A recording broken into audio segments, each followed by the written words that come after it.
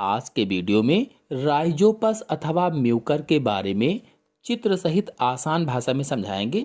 तो पूरी जानकारी के लिए मेरा पूरा वीडियो लास्ट तक देखिए और यदि अभी तक हमारे चैनल को सब्सक्राइब ना किया हो तो सब्सक्राइब जरूर कर लीजिए। चलिए सबसे पहले इसका वर्गीकरण अथवा क्लासिफिकेशन देख लेते हैं। तो जगत, पादप अथवा प्लांटी, उपजगत थैलोफाइटा, संघ यूमाइकोफाइटा, वर्ग फाइकोमाइसिटीज, उपवर्ग जाइगोमाइसिटीज, गण म्यूकरेल्स, कुल म्यूकरेशी, वंश राइजोपस या म्यूकर। तो राइजोपस एक मृतोपजीवी कवक है। मृतोपजीवी का मतलब होता है जो सड़े गले कार्बनिक पदार्थों पर पाया जाता है, जो मृत कार्बनिक पदार्थों पर पाया जाता है उसे ही मृतोपजीवी कहा जाता है। तो राइजोपस एक मृतोपजीवी कवक है जो सड़े गले कार्बनिक पदार्थों पर मिलता है। इसका कवक जाल नम रोटी या डबल रोटी पर देखा जा सकता है। जो नम रोटी होती है, गीली रोटी होती है या डबल रोटी है, उस पर देखा जा सकता है। उसको 2-3 दिन तक रख दीजिए तो उसमें लगा हुआ आपको दिखेगा। इसीलिए इसे ब्रेड फंगस भी कहा जाता है। चूंकि ये नम रोटी या डबल रोटी पर मिलता है, देखा जाता है, इसीलिए इसे ब्रेड फंगस अथवा रोटी का फफूंद या ब्रेड मोल्ड भी कहते हैं। यदि आप इसे खुद से देखना चाहते हैं तो डबल रोटी के टुकड़े को पानी में भिगोकर बेलजार के नीचे ढक कर रख दें। मतलब डबल रोटी लें या फिर रोटी लें, उस टुकड़े को पानी में भिगो दीजिए और भिगोने के बाद बेलजार के नीचे रख दीजिए, जैसा कि आपको चित्र में दिखाया गया है। तो इस पर रुई की तरह से 2 से 3 दिन में रुई की तरह का सफेद कवक जाल फैल जाता है और बाद में बीजाणु धानियां भी उसमें बनने लगती हैं, जिनमें काले रंग के बीजाणु बनते हैं। बाद में बीजाणु धानियां बनती हैं और बीजाणु धानियों के अंदर काले रंग के बीजाणु बनते हैं, जिससे राइजोपस काला पन ले लेता है। इसीलिए इसे काली फफूंदी भी कहा जाता है या ब्लैक मोल्ड भी कहा जाता है। काली फफूंदी या ब्लैक मोल्ड भी इसका नाम है। रोटी या डबल रोटी के अलावा चमड़ा, अचार, मुरब्बा, अधसड़े फलों पर भी ये उगता है या उगता हुआ पाया जाता है।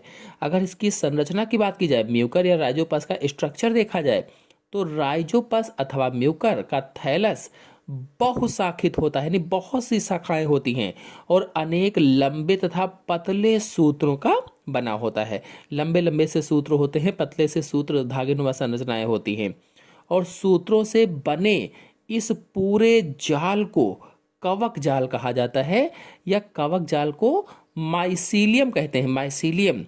और यह कवक जाल अथवा माइसीलियम 3 प्रकार के तंतुओं से मिलकर बना होता है। 3 प्रकार के। पहला मूलाभास या राइजोइडल कवक तंतु, जैसा कि आपको चित्र में दिख भी रहा है। मूलाभास यानी जो जड़ वाला भाग होता है उसे ही राइजोइड्स या राइजोइडल कवक तंतु कहा जाता है। और दूसरा है भूअस्तारी या स्टोलन कवक तंतु। भूअस्तारी जो कार्बनिक पदार्थ होता है उसकी जो समांतर फैला होता है। और तीसरा है बीजाणुधानीधर या स्पोरेंजियोफोर।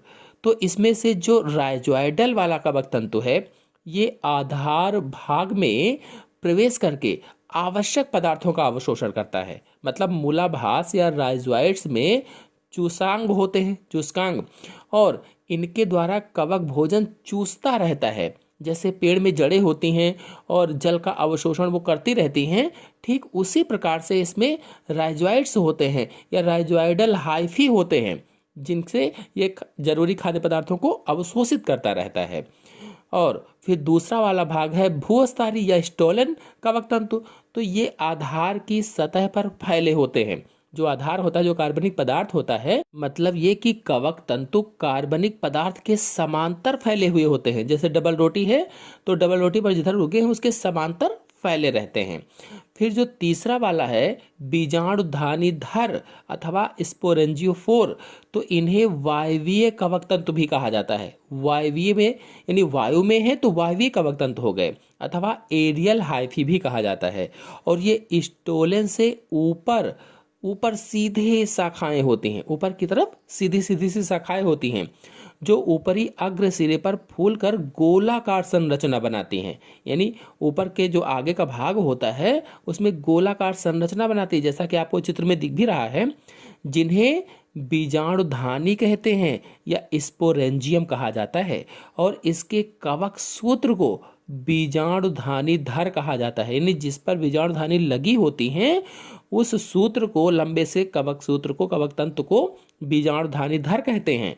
और बीजाणुधानी के अंदर बीजाणुओं का निर्माण होता है, बीजाणुओं का, स्पोर्स का निर्माण होता है। यदि राइजोपस के एक कवक सूत्र को इलेक्ट्रॉन सूक्ष्मदर्शी से देखा जाए तो वो कुछ इस तरह से दिखाई देता है जैसा कि आपको चित्र में दिख रहा है। और इसमें कवक सूत्र की जो भित्ति होती है वो सेल्यूलोज या काइटिन की बनी होती है। आप सेल्यूलोज की मान लीजिए कि बनी होती है। और इसके अंदर कोशिका द्रव्य होता है, यानी साइटोप्लाज्म होता है। और कोशिका द्रव्य में रिक्तिकाएं हैं, यानी वैक्यूल, केंद्रक यानी न्यूक्लियस, तेल की बूंदें, माइटोकॉन्ड्रिया तथा संचित भोजन के रूप में ग्लाइकोजन भी पाया जाता है। मतलब भोजन ग्लाइकोजन और तेल के रूप में इसमें इकट्ठा रहता है। ध्यान दें कि कवकों में मंड या स्टार्च नहीं पाया जाता है। जो कवक होते हैं, जो फंजाई होते हैं, इनमें मंड या स्टार्च नहीं मिलता है। चलिए अब राइजोपस का आर्थिक महत्व अर्थात इकोनॉमिक इंपॉर्टेंस आप राइजोपस या म्यूकर को समझा देते हैं। लेकिन इससे पहले आपको बता दें कि लाइफ साइकिल आप म्यूकर या राइजोपस, चाहे वो एसेक्सुअल हो चाहे सेक्सुअल हो, दोनों को नेक्स्ट वीडियो में डिटेल से चित्र सहित आपको समझाएंगे। तो राइजोपस के आर्थिक महत्व में लाभदायक क्रियाओं में यानी यूजफुल एक्टिविटीज में जो राइजोपस ओराइजी होता है इसका प्रयोग कभी कभी एल्कोहल बनाने में किया जाता है। राइजोपस ओराइजी का प्रयोग कभी कभी एल्कोहल को बनाने में किया जाता है। और जो राइजोपस नाइग्रिकेंस है, राइजोपस नाइग्रिकेंस का प्रयोग फ्यूमेरिक अम्ल के बनाने में किया जाता है, फ्यूमेरिक अम्ल के। और राइजोपस नाइग्रिकेंस की सहायता से ग्लाइकोसाइड्स के किण्वन के द्वारा कार्टिसोन नामक महत्वपूर्ण औषधियां बनाई जाती हैं। जो राइजोपस नाइग्रिकेंस है इसकी हेल्प से ग्लाइकोसाइड्स के किण्वन यानी फर्मेंटेशन के द्वारा कार्टिसोन नामक महत्वपूर्ण दवाएं बनाई जाती हैं, औषधियां बनाई जाती हैं जो गठिया और आंख की बीमारी में काम आती हैं। गठिया रोग में, आंख की बीमारियों में काम आती हैं। और कुछ राइजोपस जो जातियां होती हैं उनका प्रयोग लैक्टिक अम्ल के किण्वन में भी किया जाता है या लैक्टिक एसिड के फर्मेंटेशन में भी किया जाता है। अगर हानिकारक क्रियाओं की बात करें, हार्मफुल एक्टिविटीज की बात करें, तो राइजोपस साग सब्जियों एवं सूती कपड़ों आदि को नष्ट करता है। जो साग सब्जी होती हैं, सूती कपड़े होते हैं, उनको खत्म कर देता है। और आलू को अधिक समय तक रखने पर उसमें सॉफ्ट रॉट नामक रोग उत्पन्न कर देता है। अगर अधिक दिनों तक आप आलू रखे हुए हैं, पोटैटो रखे हुए हैं, तो क्या करेगा कि उसमें सॉफ्ट रॉट नामक रोग उत्पन्न कर देगा। और अगर आप लोग लाइफ साइकिल ऑफ राइजोपस या लाइफ साइकिल ऑफ म्यूकर, चाहे वो एसेक्सुअल हो चाहे सेक्सुअल हो, दोनों के बारे में चित्र सहित समझना चाहते हैं तो नेक्स्ट वीडियो में लेकर के आएंगे। उसकी जानकारी के लिए मेरे चैनल को सब्सक्राइब कर लीजिए। और यदि अभी तक वीडियो को लाइक नहीं किया है तो लाइक और अपने दोस्तों में शेयर जरूर कीजिए। धन्यवाद।